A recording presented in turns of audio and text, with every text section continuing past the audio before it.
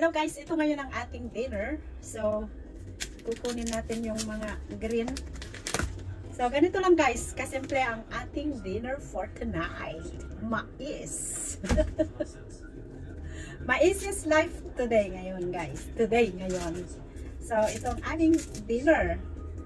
Dahil lumabas po kami kanina at for the first time, kumain po kami sa McDonald's. At alam nyo guys, ang daming tao, ang daming nakapila.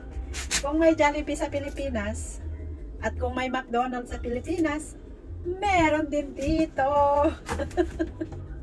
Kaya to compensate guys sa fats na aming kinain kanina sa McDonald's, ito ang aming dinner for tonight. Mais. So, kumakain din ba kayo ng mais guys? I'm sure sa Pilipinas, fresh na fresh ang kanilang mga mais dyan. At dito rin guys, alam nyo, ayan, green na green pati ng kanyang mga balat. So, lalagyan natin ito ng konting asin. Lagyan natin ng tubig, of course.